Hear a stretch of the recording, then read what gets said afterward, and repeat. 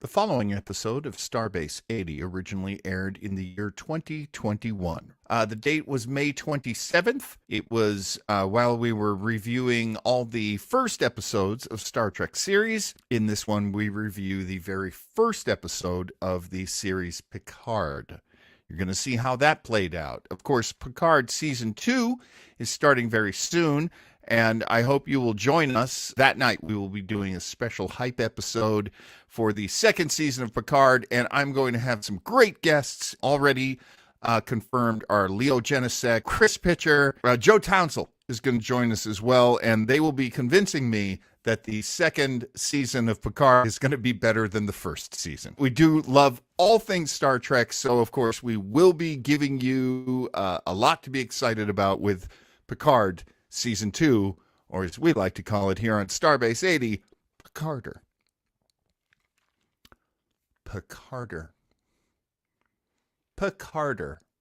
It really doesn't get funnier.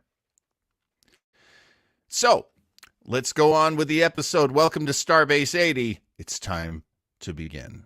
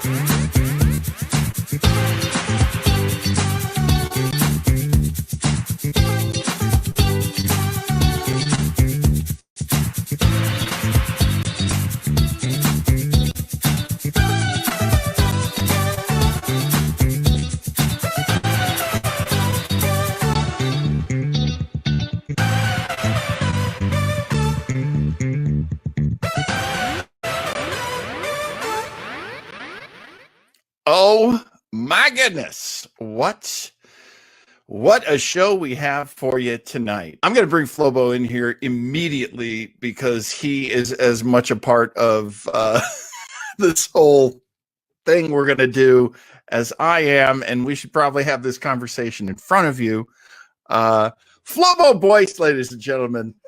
Best damn number one in the fleet. Am I? Like, I'm just going to bring this dude in here. He won't leave. I thought that we're closed for the day. I find this whole experience has been just so perfect for me because being a guest on your shows and seeing how you use the old StreamYard and you make shows and you produce has helped me so much to go, what he makes is beautiful and he puts in work. But it doesn't break him. He's able to perform every week. You're able to get out there and make entertainment, and so I've learned a lot. Yeah, I should put a period on the end of that. Give you a chance. I think it's kind of recursive because I'm like, oh yeah, I forgot the stream screen intro thing. I don't do that. I just do clip and then my show starts. We are talking tonight about Picard. It is in many ways a problematic show. It should not be, but it is. And one of the main ways that I would say it was a problematic show, and I don't know if this has been your experience, Flobo, but I'm sure it's different. But I have found so few people I know who like this show. Oh yeah, I can see that. Well, okay, so again, I always got to say this. So if you're first time watching Starbase 80, welcome. My background's a little different with Star Trek. I had started the first two episodes of Picard without having seen The Next Generation. So as the series went on, I tried playing catch up because I was on the after show. So I needed some of the background because they told me this Kurtzman verse was going to be easy to jump on, but it wasn't because there were so many references to the show. So like as Picard went on, I had background of The Next Generation. But at the time, the first two episodes I saw these are what I've seen flipping through channels as a kid. Had no point of reference of Jean-Luc Picard. Which is fascinating because no, absolutely fascinating. All right, there, Spock. I get that reference now. I do. Well, that would be fascinating. That if I was really going Vulcan with it. Unfortunately, I'm much more Romulan. I go, look, I was a little kid when the original series was on the air. I don't believe my parents were letting us watch it because I was about 4 or 5 years old at the time. So I ended up watching it in the early 70s, the original series, when it was in syndication, and it became the big, huge cultural phenomenon that it became. Right. Then I came late to Next Generation, actually. I think I picked it up in its second, maybe third. I don't know if I've ever told you that. No. But yeah, I did. I didn't. I was playing clubs, I was doing comedy, and I had my nights were not free, and I eventually would catch up with it once it was, they were playing it late nights, maybe when it was in syndication, but I made up for not watching a whole lot of Next Generation. What I will say, though, is when I did finally start watching Next Generation, one of the main reasons I watched was because of Captain Picard. Okay, great. Because Patrick Stewart was so different. He was different from James Kirk, but he was also sort of like the other captains in the original Star Trek. So there were very Navy, heavy, hangs the head that wears the crown, very proper, right. And Picard represented that for a long time in Next Generation. And people were sort of like, oh, I feel like he's the dad, and they're like a family, and that's awesome. And that was true. It became more and more true with every episode that he became more of a father figure and more of a paterfamilias to the rest of the crew, and that's how one would know him at the end of Next Generation and going into the movies. He's a thoughtful man. He's a diplomatic man. He's not a cowboy. And Kirk, of course, cowboy of cowboys, king of the cowboys. Right. Cowboy king. So very, very interesting how it was all laid out. Of course, in more recent decades, fellow comic book nerd Flobo, you knew him. I assume you watched the X-Men movies. You must have most of them. I didn't see the last one. Dark Phoenix. I didn't see that one. Right. Yeah. No, I haven't seen that one yet either, and I think it's on HBO Max or something. Maybe for a short amount of time. I'll get there eventually. That's all streaming now. All streaming is about I'll get there eventually.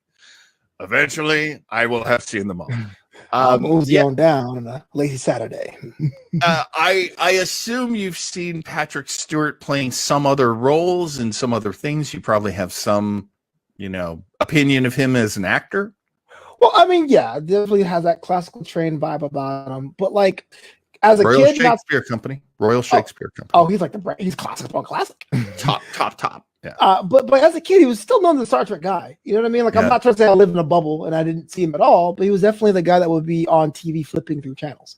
So right. I understood the uniforms and the memes. I get all that. Like that right. To me. So when he was as Charles Xavier, I'm like, oh, it's a Star Trek guy. Yeah. But like he was the guy. I didn't have any connections. Like people were like, are you a Kirk guy, a Picard guy? Like, what are you? I'm like, it's right. a dude. Yeah. I mean, honestly, I envy you in many ways. There are so many times when I wonder what would it be like to watch Discovery or to have seen Deep Space Nine without all of the luggage and all of the history and all of that. Does it appeal to you? Does it flip your switches? Does it make you interested? Do you want to see more? And that's always a great question to ask about any entertainment. Do you want more? Do you want to visit that world again? Right. And do you want me to answer that now or as we go on? Because I have a TLDR, but I can go as we go. You know what? Give me that. Give me what you got. So what made Discovery cool to me, and I gush about this thing all the time, was that I am a Green Lantern fan, and they got the Yes. expanse of space. You had this vision of like a overseeing force, but the force was fallible with the veneer of being infallible, and That's there were very cool. different races and things Mhm. would co-populate, and Mhm. humans worked alongside non-humans. So until a Green Lantern show came out, Discovery was it. That's why I don't mind the crying, because if I was in space, I'd be crying all the time. But and so I was like, oh man, I'm on board. I'm in the Star Trek club. This is great. Yeah. So when Picard came on, I was there with bated breath. I mean, it aired at like 12 a.m. Thursday night Pacific, and I remember getting the midnight show, and I went, I'd rather be sleeping. I'd rather be in bed. Because it was a nostalgic show for people with no nostalgia. What made Discovery great for me was that they said, look, it's a time that no one has any knowledge in. That's why so many long-term Star Trek fans hate it. You have to take what's given with you and make it. It's only you sit there and be like, well, in 2025, this happened. You get mad at a show. But Picard gave you so much homework that went, what was the point of this show being in the new verse? So as a new fan, I was already turned off. But then, unfortunately, I was on an after show for it. So like I had to bring this enthusiasm for a show that goes, no, because I have to watch an hour of this, then read Memory Alpha for an hour to get these references and watch those shows. And it became a job. And so it wasn't fun at all. But for the show, it was great. Don't forget it. It was great. It was great. I loved it. I remember Patrick Stewart in some interview at some convention announcing it. There will be a Picard show. And it basically he was explaining why he agreed to it. And the main reason why he agreed to it was because this is not the same Jean-Luc Picard that people remember from Next Generation. And that, to me, is always a red flag hitting you in the face over and over again. When somebody says, this is not the character you knew before, that's when I go, well, that's interesting to you, but I'm a fan. I don't need you to keep doing the same thing over and over. Yeah. But I mean, how different is it going to be? And it turns out it is crazy different from everything that came before. So I try to be, and I don't come here just to bury a show, because frankly, there's people that love it. Yeah. I'm going to compare it to a lesser franchise, quote unquote, and that is the Fast and Furious movies. A big fan of Fast and Furious, and yes, I actually have a film degree. I don't know how that works, but it's true. I love the Fast and Furious movies, but I do not like Hobbs and Shaw. For those who don't know, it's a spin-off movie that came out between 8 and 9, right? With The Rock and Sailor, because the character of Hobbs, one played by The Rock, and the fifth one was coming out big burly man, sweating, saying things like, I don't know, fart like thunder, strike like rain. Like they called him literally, he's Old Testament in the fifth one. And then in this Hobbs and Shaw movie, he's like, I'll save the world, but my daughter loves me. I'm going to see my family. It was a completely different character. Like the movie itself was good. And Picard, at the end of the day, is an okay show. But as somebody who did not grow up with Jean-Luc, they doesn't give me any within this universe, within these 9 episodes, within this pilot, does not give me any reason to be like, yo, that's the guy you want to see. The guy's getting kicked out of his job. The guy's getting dunked on in his interviews. Like, that's who you want to hang around with. The guy in his vineyard, like, why? Why? I'm getting mad. I'm getting mad. Passion is good. Passion is good. I'll never understand why people in TV try to shut down your passion. I have a friend who did a tryout for commentating on WWE. And he was so passionate, and the other guy, like the more experienced guy who was supposed to sort of like lead him through the audition, was like, wow, you're really getting riled up about this. I'm sitting there going, because you're supposed to. Yeah. You're supposed to care. It's supposed to matter. I guess emotionally there's a lot there in Picard. So if somebody told me, oh, it just got right to my heart. They start off with him and Data, and then there's just so much as we go on about him trying to, he realizes that Data sacrificed himself to save Picard. He realizes that he's ill. He realizes that he is heading towards death. This is just the first episode, my friends. and he's carrying all this weight, and that makes sense. That is dramatic. That is a good show. I also love his home life. There's a big laugh there where he's got this big old bully dog, this big old, I believe they're a different kind of terrier. They're not like pit bulls necessarily, but they're a kind of terrier from Europe. And Patrick Stewart himself actually said, I think he should have a dog because I work to save these dogs. That's like one of my charities. So it's very cute that he's got this dog and he speaks to him in French. I wish either one of us spoke French so that we could speak on his accent as he speaks French to the dog. And he's saying in French to the dog, don't pretend you don't know French. We practiced. You speak French. Right. That's hilarious. And the dog's name? What's the dog's name, Flobo? Number 1. Now, when I call you number 1, you are my DAWG. That's even worse.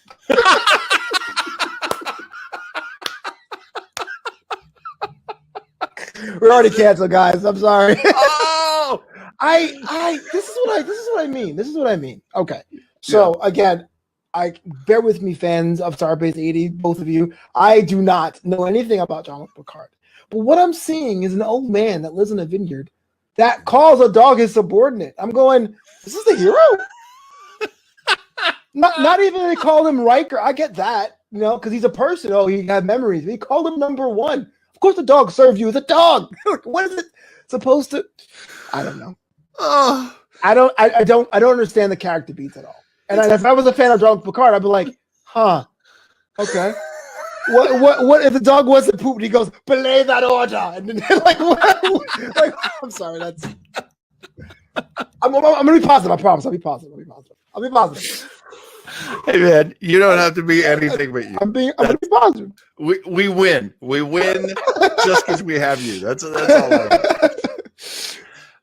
He's got these 2 Romulans that are his staff. I guess we could say servants or caretakers. Caretakers probably is the best way to put it. And it becomes clear that they do the job because they love him, because they owe him. They feel they owe him. And then he does, as Flobo alluded to earlier, he does an interview for, was it like GNN, like Galaxy News Network or some? Oh, God. Yeah. I hate these things that take place hundreds of years in the future, and they're just basically, oh, he's on cable news. Yeah.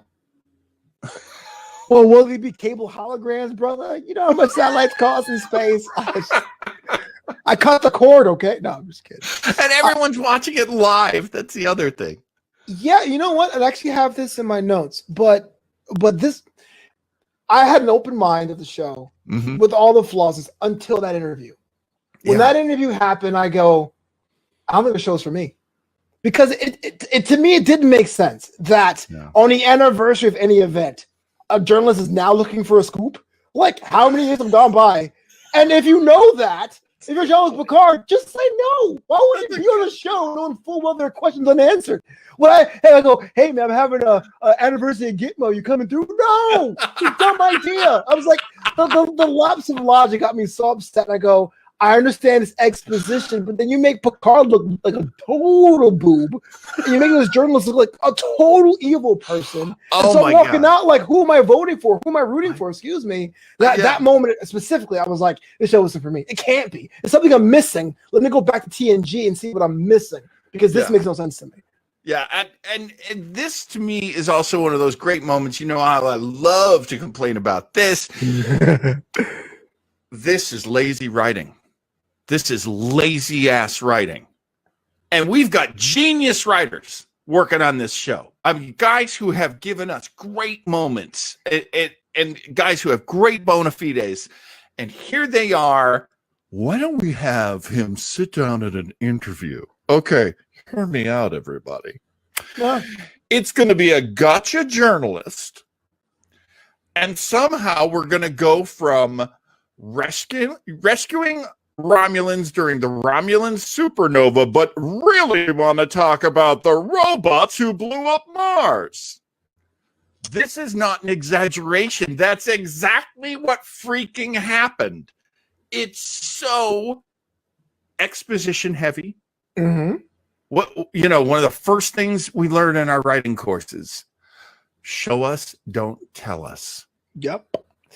I'll take this. This is like a device out of Men in Black 2, and I know we have Leo Jenna saying that's up, who's an actual writer. I'm not sure how you would do it, but I in the preparation for the show, I said if they pulled a Men in Black 2, where for some reason Picard is watching a documentary about the event, and in one of his trances, like he had with Data to begin the show, goes, "That's not how it happened," and gave us a cutscene, like. It'd be the same exposition dump, and it won't be the perfect way of doing it, but it will totally get both sides around. But now you totally burn this mystique of this guy who's talking to a dog in the middle of a vineyard, calling him number one, by him getting totally destroyed by a 2-bit journalist we never see again. And it's like, bro, like, why, bro? Where's Michael Burnham? Where's Michael? No, it's funny because I will tell you all day and all night how much I loved the Ronald D. Moore, who came from Star Trek, to do Battlestar Galactica, his remake of Battlestar Galactica, and how much Lucy Lawless's character as the gotcha journalist bothered me, because then you're not talking about a different time and a different place in the galaxy. You're talking about, and then we'll have Fox News come in. Or, and then Jake Tapper will come in. Like, it's so lazy. It's so from your everyday life. It's so not from this genre. I just, why do these things? To get the exposition out. And it ain't nothing but a heartache dealing with this. We have the character of Dash, which I hate because I just hate the name. Because that's fine. Do you remember when people were saying, don't say ISIS anymore, call them Dosh? Because that's a real insult. You don't remember that? I remember calling them ISIL, but not the Dosh thing. No. Yeah, ISIL was a thing too. Yeah. But there were people who I know that reason. We call them Dosh. That makes them really mad. So now her name's Dodge, and it's so close to Dosh. And so we get this girl, and I wish I could credit the writer. I should have taken down his name, but I was reading other people's writings about the show because we almost didn't do this show. It's true. He doesn't know how close he was to just skipping it and going back to another topic. But I said, hey, completionist works, man. Why not? Just moving on. Let's just move on. But this guy pointed out that, okay, so you've got the really cute, 19-year-old girl, like the tiny boned little bird of a girl. And suddenly she is the ass-kickingest ass kicker in ass kicker town and just killing and he was like, this is so Joss Whedon. I never saw it that way. Now that you mention it, yes. I didn't mind it. I didn't mind it at all. It's kind of a gender swap of this, like the you kill my significant other. What? But I get it. It's quick. I mean, that's how the Punisher came out, so I can't knock it. But her activating, it seems very Aeon Flux. Yeah, okay, I'll give you that. I didn't mind it at the time, but you totally hit the nail on the head. Yeah, I mean, I'm just quoting this other guy, but basically you get this ass-kicking girl. She finds Picard, she runs away, then she calls her mom, then her mom says, go find Picard, and we know that's kind of fishy. Then her mom mentions Picard, and the girl never mentioned Picard. And so now she knows she can't trust her mom. And then she goes and she finds Picard again. And then they go to a roof, and then it's the Matrix. Oh, yeah. I was thinking Minority Report, but yeah, I see Matrix. Yep. Minority Report. Yeah. Good one. Good one. Everybody runs, John. Yes. Very, you know something? Steven Spielberg's science fiction movies, War of the Worlds is another one, are so underrated. Mm. They came out and people were like, it's not quite what I wanted. Moving on. Yeah. And really, like, they're actually particularly quite good. They're interesting. They're not the highest quality of storytelling necessarily, but they're very good movies. I think Spielberg's science fiction movies, and not to make it about Spielberg, it's like the in between fantastical science and hard science. It's like firm. It's like firm science. Yeah.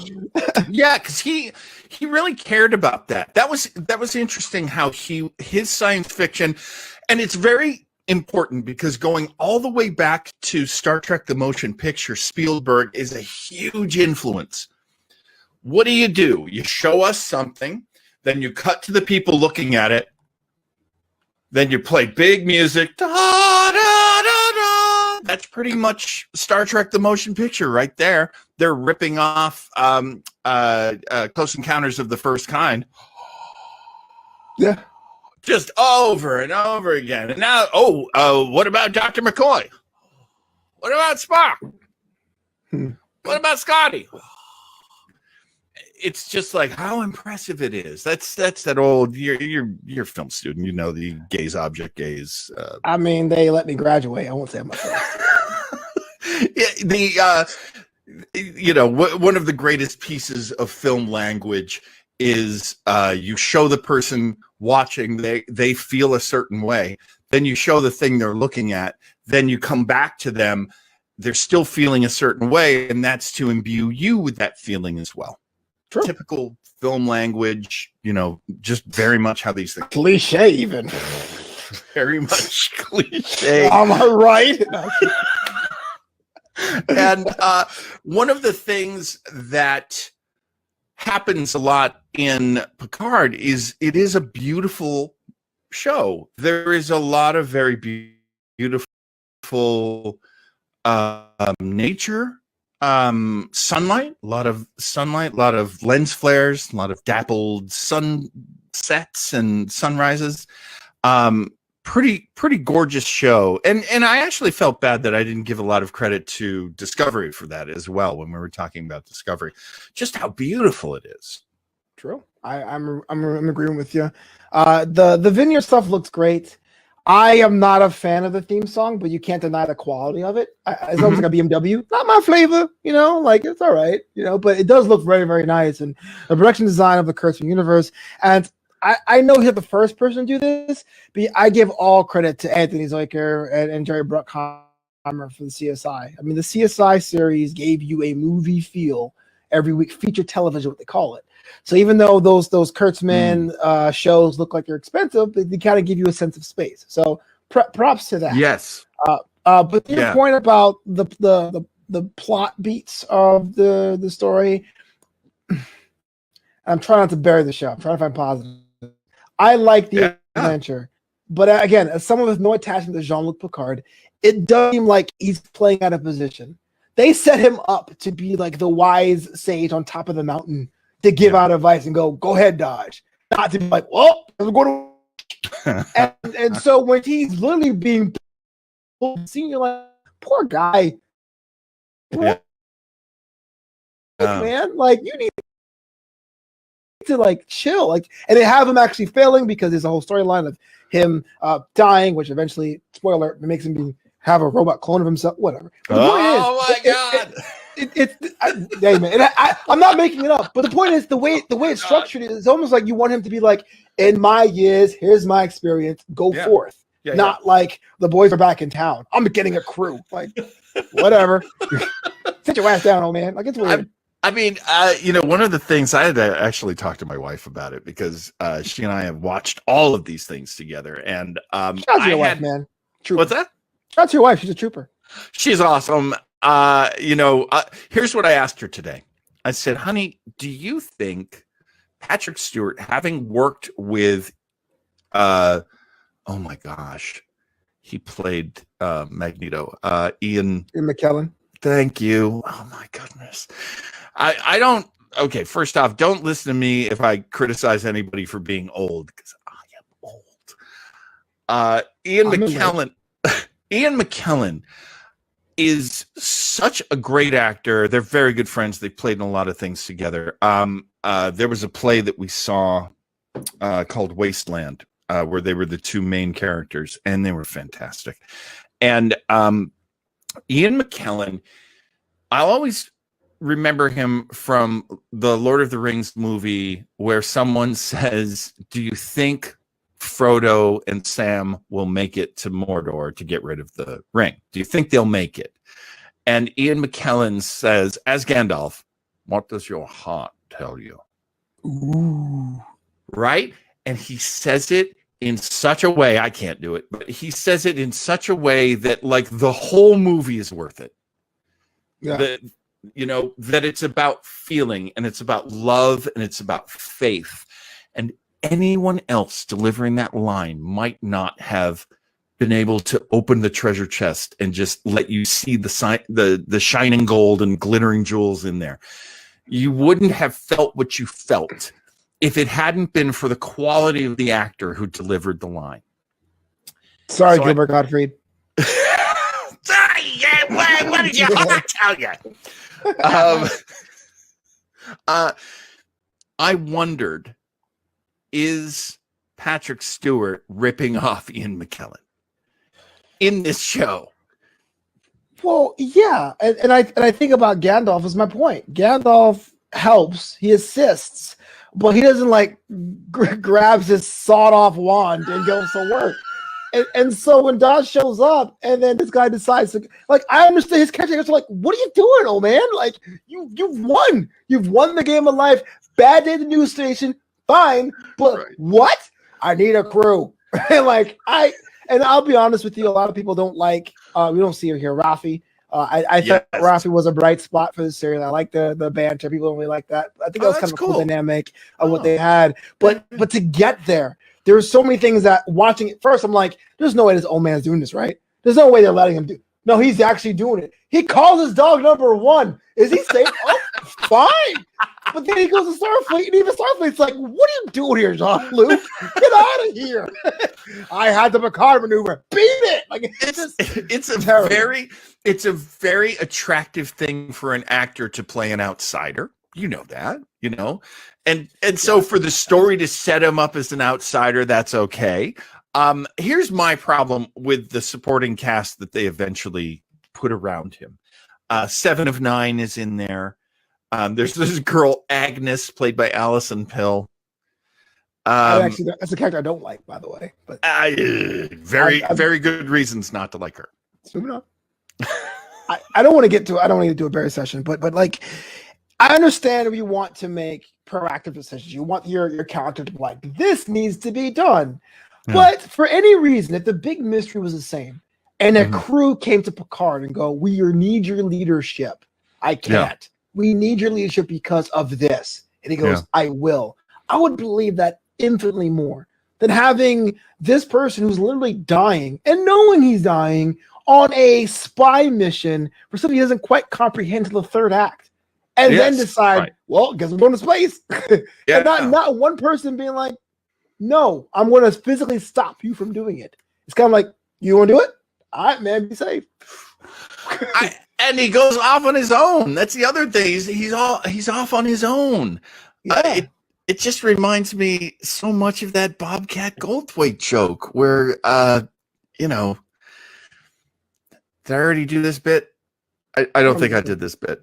Bobcat Goldthwait had this bit way back in the 80s, because in the 80s, when Lucille Ball was in her 80s, wow, she came back with a show. She had a show. So this is 86, 87, I think. I was just graduating from college. But it was her being Lucy, just doing what she does. So, of course, in the 50s, there was I Love Lucy.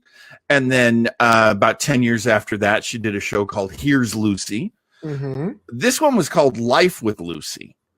Now, the Bobcat Goldthwait joke is, I'm watching it, and she's like up on a ladder, and it's shaking. And I'm not laughing. I'm just worried. Right. Woman's in her 80s up on a ladder. And I'm going to cuss because it's part of the joke. But it shouldn't be called Life with Lucy. It should be called, you guys, I'm getting really fucking worried about Lucy. The series. Yeah. Would have been the same show. I totally get that. I totally get that. You guys, I'm getting really fucking worried about Jean-Luc Picard. I mean, this dude is, and here's the thing. Patrick Stewart is such a good actor. I believe he's playing frail. I believe he's playing old and doddering. True. Because he is dying. But we've seen that with Charles Xavier. Do you know what I mean? Like, I think the arc we got for Charles Xavier was so good that, again, if it's your first time, drop in, thank you. My expectations was that despite the age of Jean-Luc Picard, he was such a military mind or strategic mind. They named a maneuver after him, right? I was going to see maybe he can find a way to get back into his chair. Because it wasn't like Picard was like beating up people every week like Kirk was, you know? Right. He was discussing things in his ready room. So he doesn't have to be physical. So the fact that you're seeing him run and failing at it is that it's already out of his element and he's not good at it. It isn't like Yoda dropping off the lightsaber going, damn, Yoda, sheesh. No, it was like, bro, what are you doing? And I just saw Discovery, man. It was Red Angels in flight, and Pike came back looking young and virile, and I piled on too much. I guess what I'm saying is it's not bad. The show isn't bad, but it was confusing to me and apparently disappointing to long-term fans. So it's hard to recommend to anybody. It really is. One of the things that I did, and I actually had a good time doing it. I would even suggest doing it if you are a longtime fan like me. There is an article that I think it was from thevulture.com, but anyway, you can look it up. And it's basically what shows you should watch to prepare you for Picard. So you can go back. There's like 50 of them. This is not a small collection of Easter eggs here. This is a screen full of Easter eggs. And again, that is a burden that they didn't have to create for themselves so that they could get some of the newer viewers who watched Enterprise, who watched Discovery, who watched Voyager, who don't go back deep into the mythos. I would love to say that they could do both. I mean, look, you like Lower Decks. I like Lower Decks. Yeah. Right? You get a kick out of it. I get a kick out of it. It takes place in a very small window of 5 years between. I had to look this up, by the way, because I'm so gun shy and so scared about this timeline now. I go back and do it, but it's a very small thing. And, well, I can say Picard could have been a television event. It could have been a 2-hour movie or 2-night movie. Miniseries, miniseries. We would all been fine with it. But you're telling me this is a series from the same minds that brought me Discovery. I show up like, oh my goodness, I'm ready to roll. Going, oh shit, you've gave me homework. And I can tell you one thing: it went from being like mildly amused to being like, oh, I have to go watch Picard because what other reference you're going to give me now? Now I don't want to jump ahead. I never short on time and all that. But the first episode ends on a board cube, right? Yes, I had to look up why that's important. Yeah. Okay, Jean-Luc used to be a Borg. That's a big deal. And the Borg shows up. And if you're a Star Trek fan, duh, you don't know that. But you understand, to make that first episode tag make sense, I had to go back and spend 90 minutes researching and 2 hours watching content. You know what I'm saying? Like that you could get that reveal. Right. So 2-second reveal. All right, it's not for new fans. It's for hardcore fans of Star Trek. But Picard as a character is so different than what we're used to. If you're a hardcore fan, you're probably going, what the hell? It's serving zero masters. Exactly. Exactly. And Leo brings up a good point, and I wonder if this isn't going to be part of what happens. Season 1 ends up being a lot about Data, the history, but also the future. What Data set in motion, what Data means to the overall universe of synthetic life forms. And look, I'm going to skip ahead and just talk about the villain. By the time we get to the end, it's clear that the villain is some evil mechanic life form or life forms. And that was extremely similar to what they were doing at the exact same time on Discovery with the evil AI that took over Section 31. Right. And it's arguably done better. Like, well, I won't say better, because Discovery had problems with stretching it out and making it kind of wobbly. But at least I understood why Control was a threat here. Not saying I should be approaching all technology like be bad. But the idea was kind of like, okay, this seems, I hate to use the term, but watered down. It seemed like we saw it, but this is like a derivative version of the same thing involving character situations that already seem out of place, if not uncomfortable. And this is a problem I have with Hollywood, and Oh no! Yeah, I'm uncorking a big bottle now. It's all coming out. One of the problems I have with Hollywood is that there are people who make a very good living saying yes and no, and how about instead of that, trying this? And most of those are executive producers. They wear their quilted down vest. They get out of their Land Rover. They walk into the office. Everybody bows and scrapes, hands them their special latte, with the almond milk froth. And then they basically go, no, yes, no, more of this. And I'm telling you, that's why you get things like Picard, because there were too many cooks. Look at how many people were credited for writing. 6 people. 3 on story, 3 on script. And those 3 on story are working on the script too. I mean, don't get me wrong. There's no script unless those 3 who, came up at the very top there, those executive producers, Patrick Stewart being one of them. And that's not a small thing, because maybe he's coming up with things like, whoa, shouldn't he do this and not that? All of these executive producers are cooks putting too much salt and too much tomato paste in the gosh darn stew. And then you get 10 episodes of what the hell? I will say, besides that weird episode in season 1 where we had a clip show in the first season, Next Generation, whatever. What I liked about TNG, even more than the original series, is that there is a problem of the week. And Picard will go into his little ready room, which is obviously a cost-cutting measure, but that's neither here nor there. But he'll go into his ready room and they try to get a poll of what's the best course of action. And Picard's been wrong plenty of times. He's a human being. But the idea is that he tries his team, they have faith in him, he has faith in them, and they have an idea by consensus. But because of that, having one person just denying everyone's advisement in an episode to go rogue where he physically cannot, it seems like an absolute betrayal. I felt like going back to TNG. I'm like, did I miss a movie or something? Okay, I didn't miss a bunch of movies, but I was like, what is going on here? Because Picard TNG seems cool. At least it's like, hey, if I screwed up, I screwed up. Here, so I'm like, bro, everyone is telling you this is a bad idea. Well, she came to me. She somehow, and she came to my house. I have to do it. What? Whatever, bro.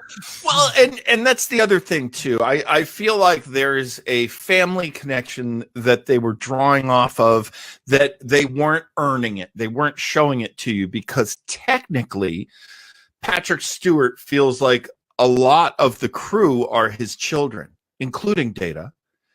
And that if they have children, then those children are like Picard's grandchildren. So technically, these daughters of Data, these girls, and there's 2 of them, created from, I think, one neuron of Data's, are his daughters. So there is like this family connection. They don't say it. And maybe if they did say it, I would be sitting here going, we get it. You didn't have to say it. But, that's okay. Unfortunately, it's not for the new folks. New folks don't get that. Right.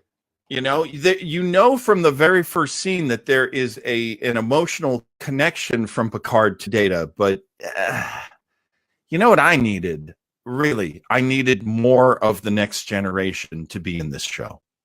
That's what would have solved it for me. I'm torn, because as much as I understand that, but especially watching both shows now, I'm like, yo, give me more of that. Give me more of that. Yeah. I'm way more open for a different adventure. I'm way more open for, okay, look, it's been some years. You can't go back. You don't want to retread, right? You want to do something different. Sure. But there had to have been a way.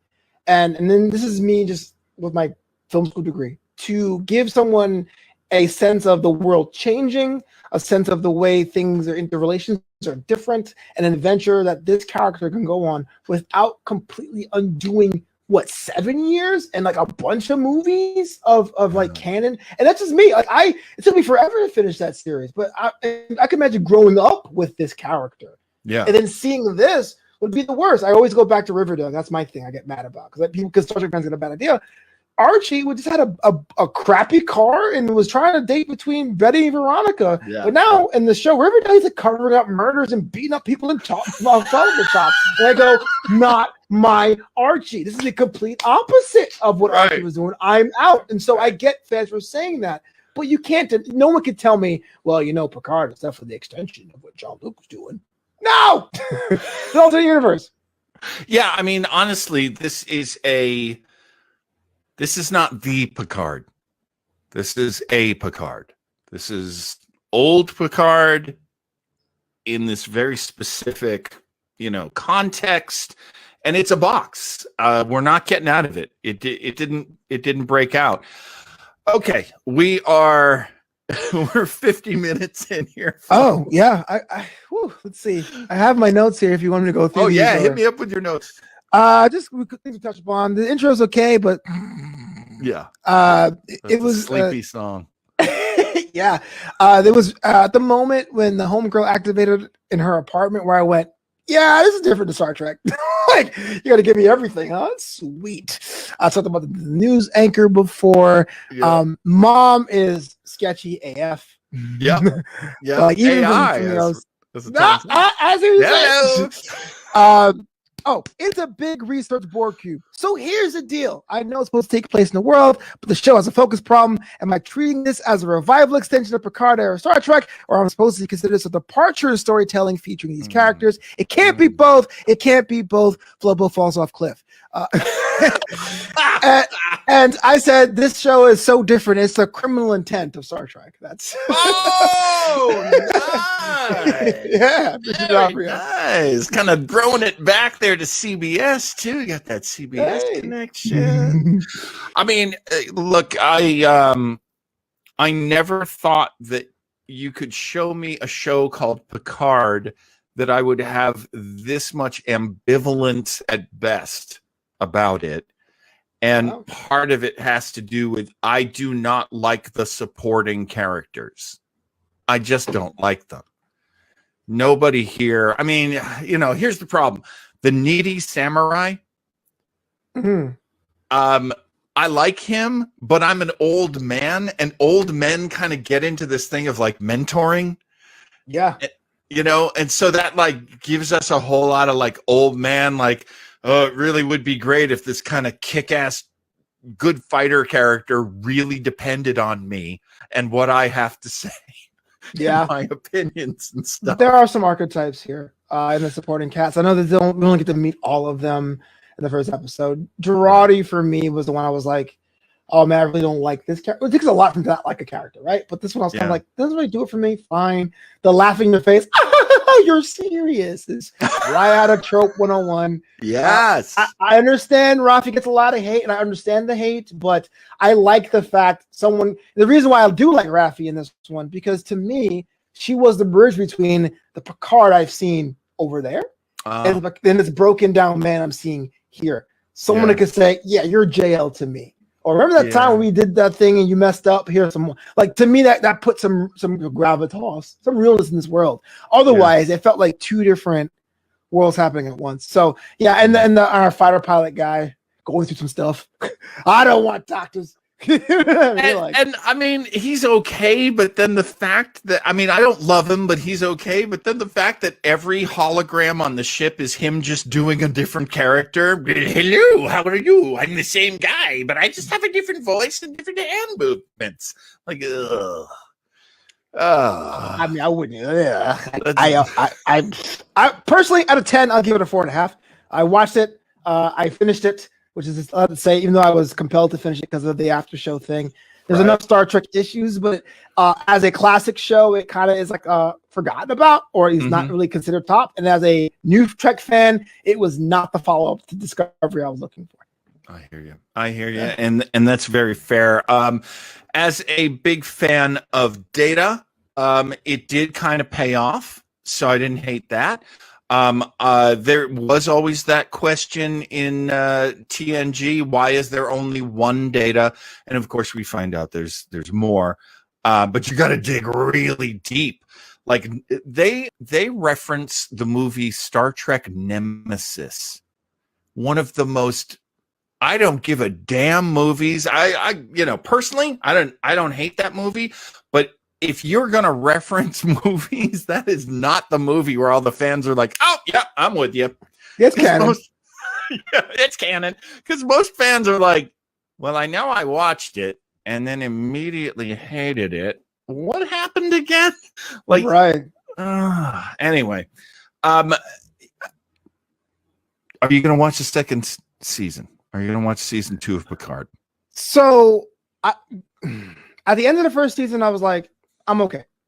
But I've been told, and I've noticed that shows do change in season 2. So I want to give that at least a chance at showing me the new direction, if there is one.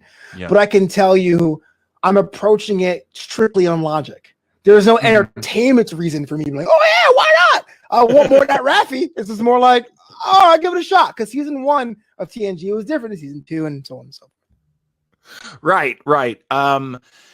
They're teasing the return of Q, which is, I don't know. How did you ever feel about Q? It's fine. Like that Mr. and Miss Splitlick and whatever and Superman comics. Like he serves the purpose. I get him. Oh. But everyone who's a Star Trek fan loves them. Like, oh, Q is back. People get hyped. Like it's a Jordan drop. Like, oh, Q is back in stock. Like, okay, he's fine. I can tell you as a new Trek fan, when Picard's like, Hugh's there, I was expecting Hugh Kluber from Discovery, but it was another Hugh together. Right. Like swerve. You know what I mean? But I'm okay with these. Yeah, I mean, Hugh is kind of a deep cut from TNG, and there's a bunch of that in this show, and I did appreciate those because I did become a big fan of TNG as I was watching it. And you're right. First season, second season of any Trek show at all, you name the show. First season, second season tend to have problems, even original series. Problems where you go, really? That's a thing? Like, I've been watching some original Trek recently, and it's like in the first season, they never have the same navigators, and the navigators are always a pain in the ass. They got fired. Like Murphy Brown's assistant. That's a deep cut, by the way. That is a huge. I am old. I'm sorry. That is an old. That's a good, again, CBS deep cut. Damn, we should be working for Paramount. Honest to God, we're just making their whole library sound. It's so exciting. Right. I'll tell you what, of course I'll be there. Of course I'll watch it. We'll probably be talking about it. If I haven't been canceled off my own network at that point of these StreamYard shows. I just want to throw in Leo Genesex. I want a spin-off of Riker and Troy doing backyard cooking. If they don't show me a Bajorian Hesper recipe, we're going to have problems. It's a burrito, by the way. Nice. Chipotle makes them. I'm still trying to find some replacement for Racticino.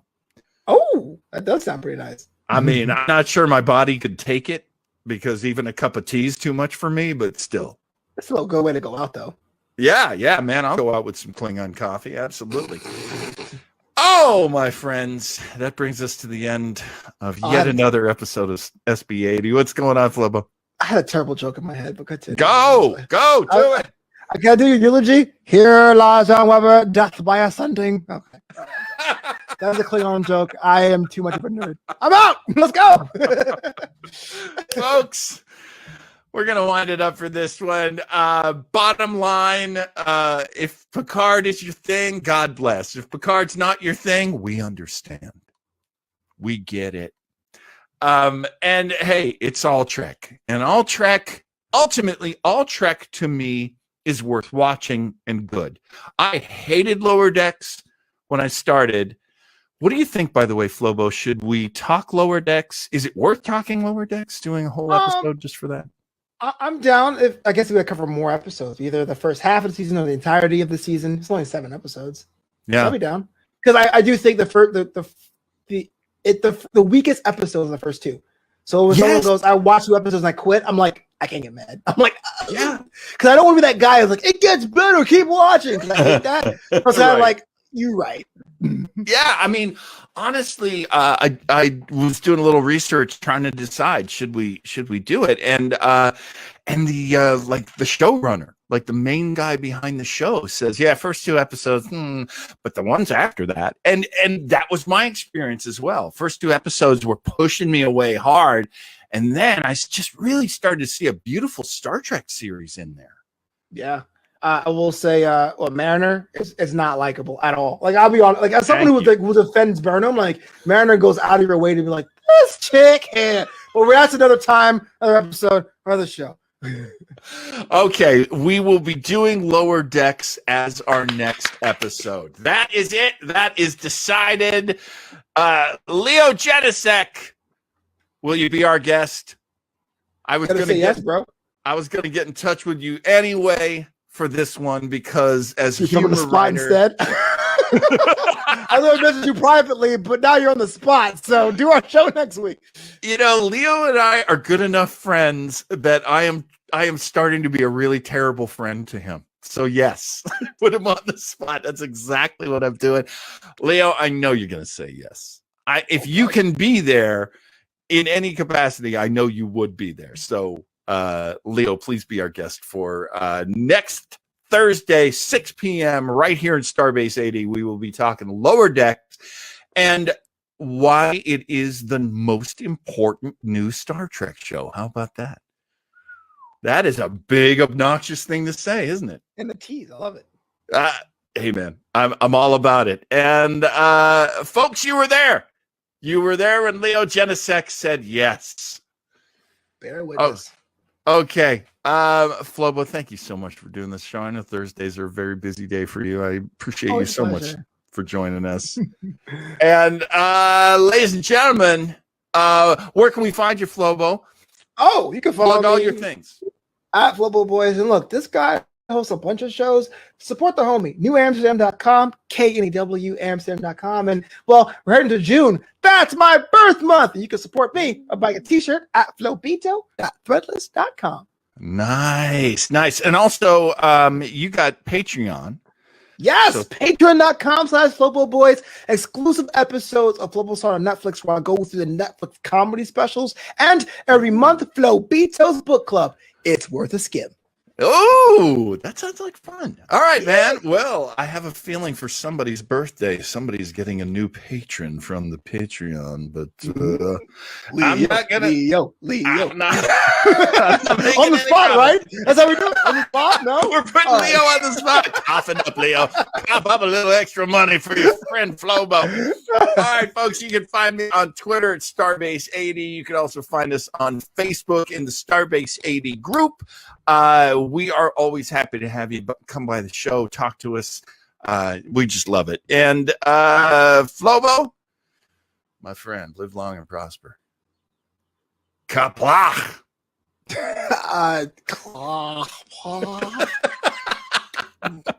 And let's get a the worst play on ever. Goodbye, everybody.